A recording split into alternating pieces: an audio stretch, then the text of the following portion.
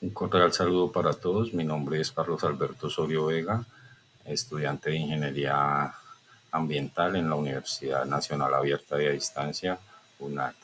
El día de hoy vamos a hacer un video con una pequeña explicación de cómo se realizó el ejercicio 1 de la tarea 1 cinemática en el curso de Física General con el docente Sergio Andrés Moreno Palacio. Entonces vamos a iniciar con la explicación de cómo se solucionó el ejercicio 1. Lo primero que hicimos fue seguir paso a paso la guía de actividades para poder solucionar este problema. Lo primero que nos decían era que realizara una interacción con el simulador para el movimiento rectilíneo. Entonces lo primero que se hizo fue ingresar al simulador y empezar a conocer para qué sirve cada botón y cómo es el proceso para ingresar datos.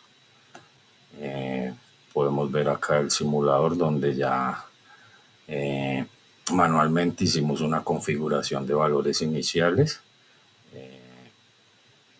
donde teníamos un valor de una posición inicial de 0.0, una velocidad inicial que la tomamos con el último dígito de la cédula.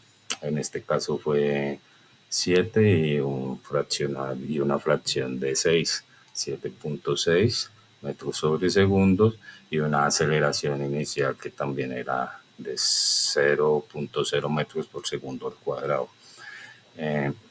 Acá en este paso, pues lo que hicimos fue agregar los datos al simulador.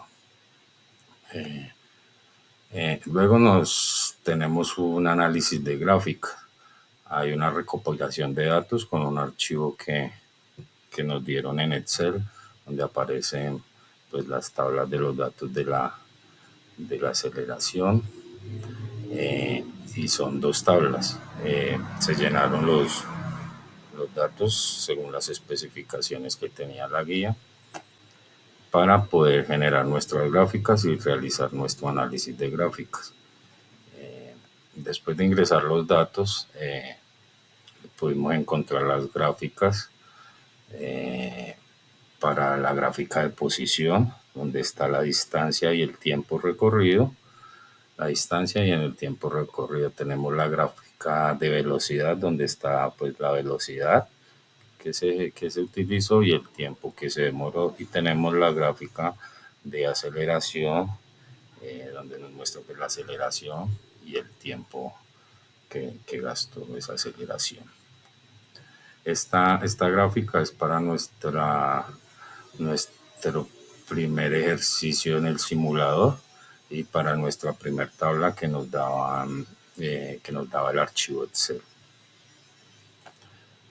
Estas son las segundas gráficas, lo mismo, la gráfica de posición, gráfica de velocidad y gráfica de aceleración, la posición con su distancia y el tiempo, la distancia recorrida en el tiempo, la gráfica de velocidad que nos muestra la velocidad y el tiempo que se tardó, y la gráfica de aceleración nos muestra la aceleración ejecutada por el tiempo que se tardó.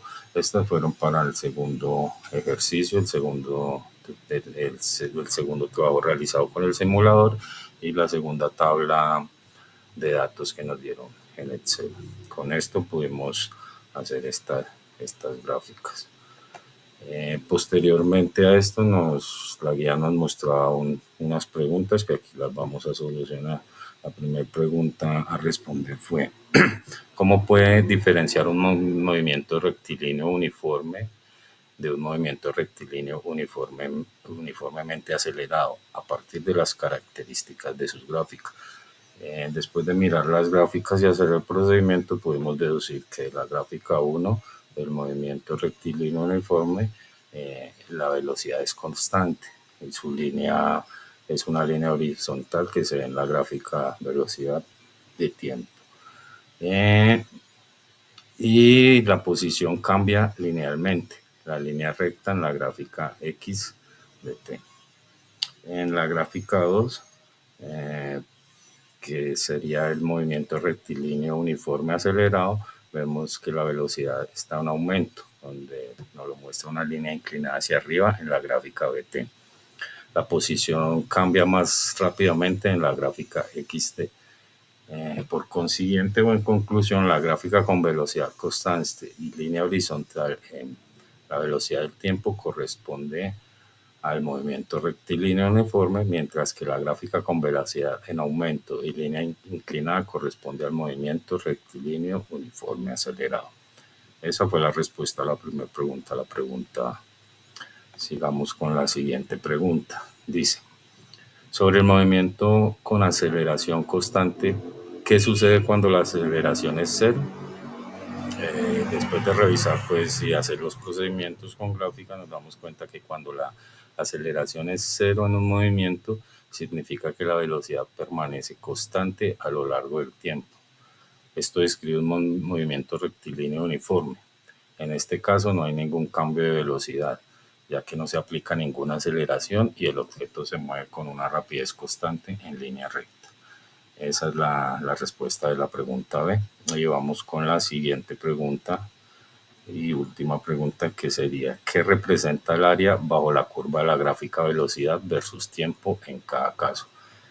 Después de revisar las gráficas y analizar la curva de la gráfica de velocidad versus tiempo, la parte de abajo, se puede dar en conclusión que el área representa la distancia total recorrida durante el tiempo considerado, y que en el movimiento rectilíneo uniforme acelerado, el área bajo la curva, que puede ser un triángulo o un trapecio, también indica la distancia recorrida, teniendo en cuenta que la velocidad está cambiando de manera uniforme. Esa fue la presentación del día de hoy. Espero les haya gustado. Muchas gracias.